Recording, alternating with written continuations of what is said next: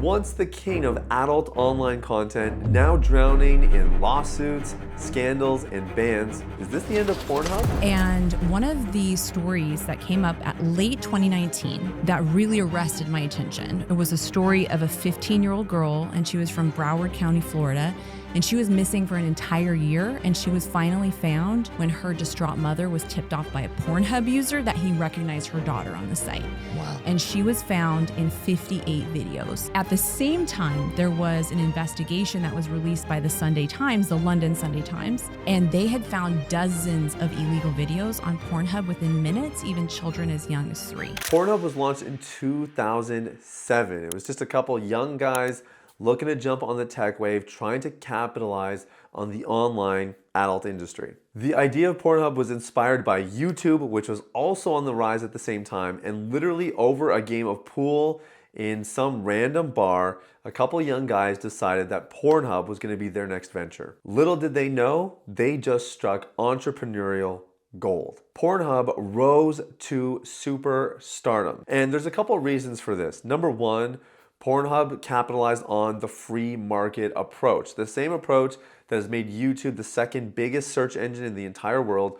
Pornhub had the same idea, which is that anybody should be allowed to upload their content and it should be accessible to everybody around the world. Now, this free market approach meant that young and old, rich and poor, location independently, people could upload their content and start to monetize it, start to get views, and start to build their own brands. This created the same kind of niche avenues that YouTube has. In fact, you could search for just about anything on YouTube and find a how-to video or an educational video or an entertaining video depending on what you're looking for. Pornhub became the exact same thing. No matter what kind of content you wanted to watch in the online adult world, it was now available at your fingertips because somewhere, someone in the world was uploading the content that you were looking for. Now, in addition to the genius model and business structure that these guys had put behind the company, credit to them, they also know how to build a brand. Pornhub became the globally recognized adult website, far above any of the other big sites that were out there. And there were tons competing with them. Some of them were actually owned by Pornhub. But everybody knew what Pornhub was, what it stood for, and what it represented. Now, to give you an idea of just how popular Pornhub actually became, check out some of these numbers. In the year 2016, okay, this is 7 years after the site's launch, Pornhub was visited 23 billion times. Viewers watching a cumulative total of 4,599 billion hours of pornographic content just in one calendar year. That was actually a fairly long time ago. In 2017, Pornhub then registered 28.5 billion visits, an extra 5 billion visits in the next calendar year, 81 million visits per day. MILF and stepmom were two of the most searched terms worldwide in their database.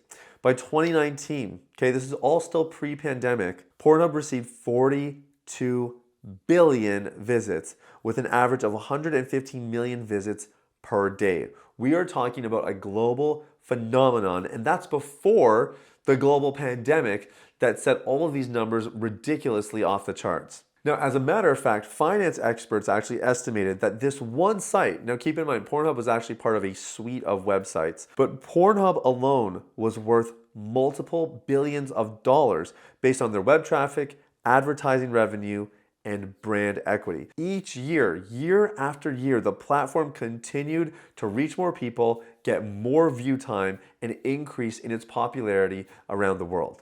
But, as they say, all good things must come to an end. Since its inception, Pornhub has been subject to furious controversy.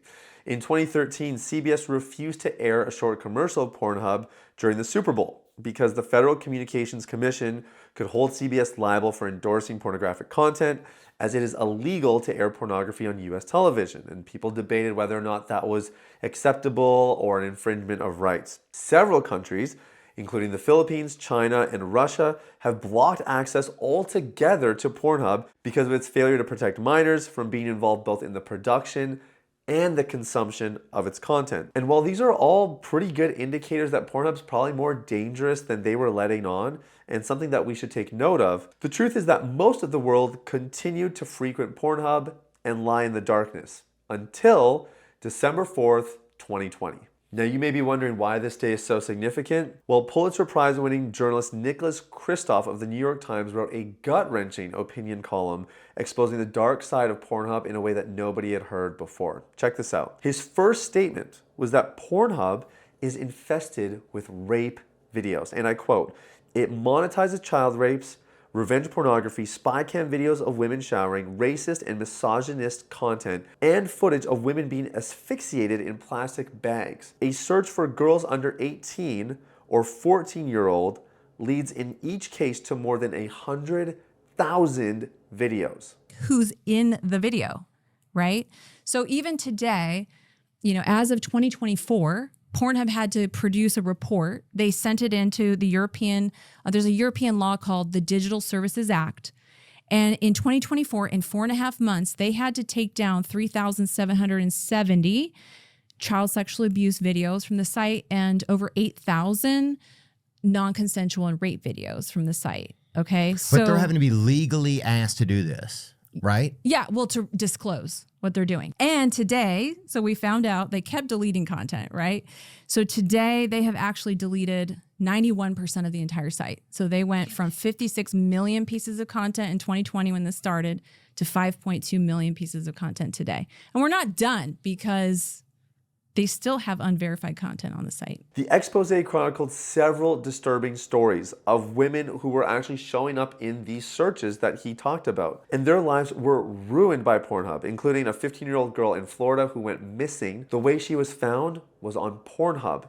She appeared in over 58 videos, and that's how they were able to identify where she had gone. This piece also mentioned sexual assaults on a 14-year-old California girl that were featured on Pornhub. She's 14 years old. This girl's classmate had to bring it to the attention of the local authorities for them to do something about it.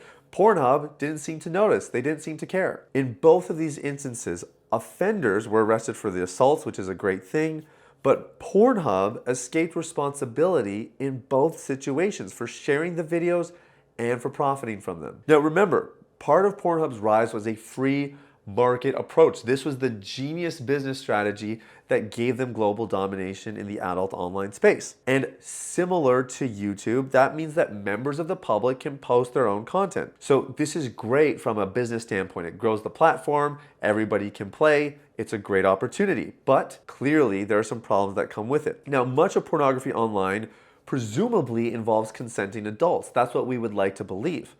But many videos out there depict child abuse and non-consensual violence. Okay, now while this model is great for the growth of the platform, it clearly has some problems that come with it. In fact, much of pornography online presumably involves two consenting adults. But there are so many videos now that depict child abuse and non-consensual violence. And sometimes it's just to get clicks. Sometimes it's because it's what's really happening. It was about an adult, a woman named Nicole Adamando, and she was from New York. And she was being abused by her partner. She was being raped and tortured. He was filming it and he was uploading it to Pornhub. And then she ended up killing him in self-defense. But she was sentenced to life in prison, separated from her 2 young children. And thankfully, she had an amazing legal team and they fought that and they got it reduced to 7 years and she's finally out today. Wow. But it was just a heartbreaking story. And the truth of the matter is, it's impossible to know for sure the age of somebody in a video, right? They could be 18, they could be younger, they could be older. And because of this, neither Pornhub nor anybody else really knows just how much underage content is out there. But we now have tons and tons of stories. In fact, there's lawsuits that I'm going to get into in a minute detailing people's underage content being exposed to the entire world online. Now, while Pornhub and YouTube have these similarities in the free market approach, they also have some differences. For starters, there aren't hundreds of research papers suggesting that people who consume YouTube content online have mental health disorders, relationship issues, and poorer quality of life. Whereas for pornography, That's not the case. There are hundreds of academia articles demonstrating the harmful effects of pornography on somebody's body, on somebody's relationship, and on their overall life. Now, in addition to the destructive nature of pornography that has become very evident with time as it continues to proliferate around the world, since Pornhub began, one of their great boasting features is that as a consumer of the content, you could download any video that you see online. So that means that even if Pornhub had decent censorship and they could flag content that showed minors or violence and aggression or rape or anything along those lines, the reality is it might already be too late. Because from when the video was uploaded to when it would have gotten taken down, again, this is all hypothetical because they weren't doing that, but from when it got uploaded to when it gets taken down, somebody could still download that video and get a chance to upload it again and again, or spread it around or disseminate it however they'd like. Now, in this same New York Times article, the author, Nicholas Kristof, also mentioned several other women who can't find work, they can't get a steady relationship, and in some cases, they've had to move cities, or young girls have had to switch schools because their reputation has been tainted by the non-consenting content that was uploaded on Pornhub. Kristof also mentioned that in his research, he found that many videos on Pornhub were recordings of assaults on unconscious women and girls. You know how he knew they were unconscious? Watch this. The rapists would open the eyelids of the victims and touch the eyeballs to show that they were unconscious. This is not speculative. This is clear, blatant demonstration of abuse, of rape, and non-consent in a really disgusting way.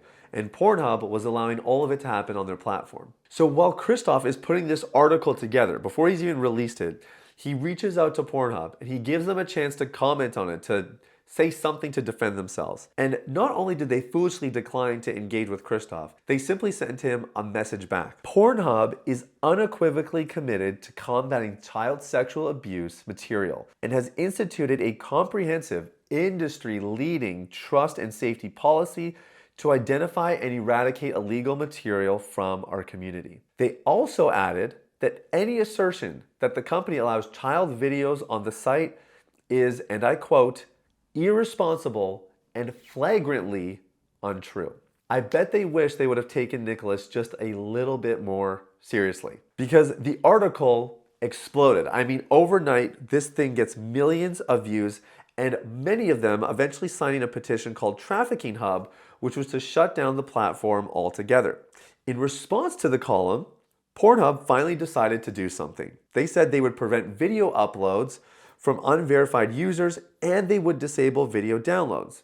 So a step in the right direction, but not enough. Because less than a week after that column was published, Visa and MasterCard blocked the use of their cards on Pornhub. Now that revenue was on the line, of course, Pornhub really suddenly rose into action and decided to do something tangible. On December 14, 2020, 10 days after the article, Pornhub announced that all videos posted by unverified users had been removed from public access. So they initially added this requirement, like, hey, anybody moving forward that's gonna upload content, they have to verify themselves. Then Visa and MasterCard, they pull the funding away, and now Pornhub says, okay, you know what, we'll go back and anybody who is unverified that uploaded content, we'll remove it, because that's probably got all of the non-consensual and the rape content and the child content. Now get this, the number of videos on Pornhub overnight on December 14th went from 13 million to 4 million videos. Okay, let's do the math on that really quick. That is 70% of Pornhub's videos were by unverified users who probably were uploading content that they had no business uploading. Now, this was the beginning of the implosion of Pornhub. Many of their executives resigned. The owners of the company actually put it up for sale. They wanted to scrub their names clean. And that's in large part because over 50 women sued the company for publishing content online without their consent. So that's not even factoring the child content, the rape content. It's literally just people who said, hey, you uploaded our content non-consensually. There's other lawsuits that are accounting for the child harm, the human trafficking, and basically the platform overnight lost their credibility and they've been trying to recover ever since. Now, as a matter of fact, a new group did eventually buy Pornhub, a group called Ethical Capital partners, which is a very cheeky way of naming their brand that continues to perpetuate some really major problems in the online adult space. Now, they have made some improvements to the platform, and I think we should give credit where credit is due. They've added age verification walls for people who want to upload content, and that I think is a good step in the right direction. It does ensure that there's at least some validity to people that are uploading. But this solution has a huge flaw. Only the uploader has to verify their age. So in other words, you could be of age, your video may have people that are not of age, and the platform is none the wiser. Now, to combat this dynamic, they've come up with another solution. They added additional screening measures to ensure that each video added to the platform involves consenting adults using a mixture of technology and human verification. Now, this sounds good in theory, but let me ask you something.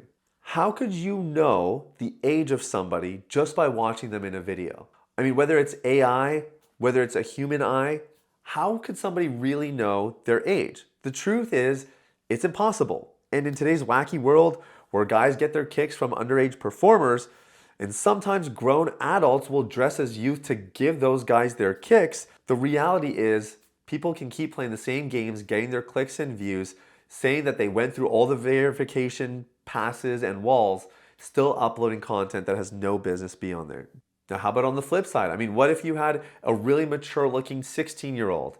I mean, that person's not gonna look 16, so they're probably not gonna raise any flags. Their video gets approved, and this problem continues, except it's now quite a bit more hidden. When it comes to protecting children, if we're talking about, kids that are maybe 12 to 14 or younger, that we can identify pretty quickly. At least the younger contingents are protected to some extent. But there's a bigger, deeper issue, and that is the issue of consent.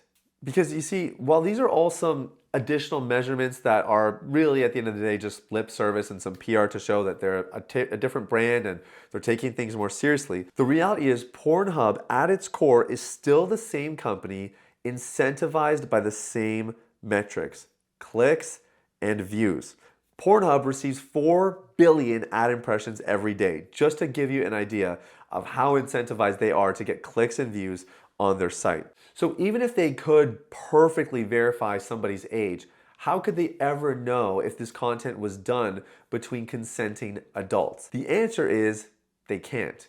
They can't and they won't, and as long as they continue with their model, they'll never be able to. Now, the saddest part really about all of this is that research continues to show the devastating effects of pornography on the brain, mental health, relationship quality, and sex life.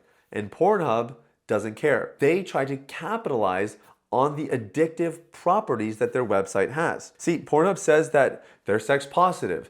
They say that they help people make a living doing something they love. But in reality, the owners of Pornhub make a living exploiting minors, profiting off its addicted users, and continuing to proliferate online content that is being viewed by kids on their mobile phones in their early and formative years, and they know it. Let me break this down just one step further. See, there's two qualities that ultimately determine the success of a business. The first is the number of customers, and the more customers you get, the more the business grows. The second thing is called LTV, lifetime value, which means the longer that you can keep somebody a customer and continue to make money off of them, the more valuable your business becomes. Pornhub is viewed by minors all the time.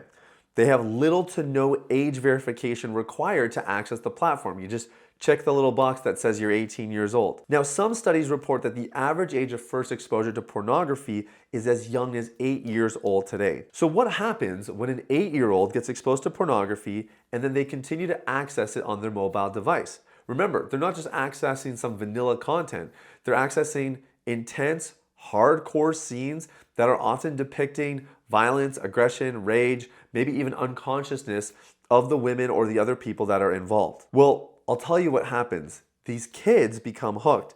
And by the time they're adults, they're deep in the adverse effects of pornography, ranging from erectile dysfunction and emotional immaturity to divorce and job loss.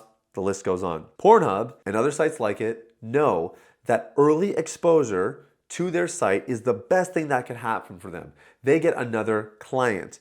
And because that client is more likely to develop an addiction, that increases their LTV. They're going to stay for longer periods of time. hopefully be a lifetime client for them, and that means they can profit off of their attention in ad revenue. Now, some states in America have blocked Pornhub, including Alabama, Arkansas, Louisiana, Mississippi, Montana, North Carolina, Utah, Virginia, Florida, Nebraska, Indiana, Kansas, Idaho, Kentucky, and Oklahoma. Meanwhile, Pornhub has blocked its users from accessing its site in states like Texas and Utah in retaliation to what they deemed were unethical and unrightful age verification laws that they think ultimately are unfair. So Pornhub basically said, oh, you're gonna block us and require actual age verification? Well, then we're gonna stop people in your state from even accessing our site.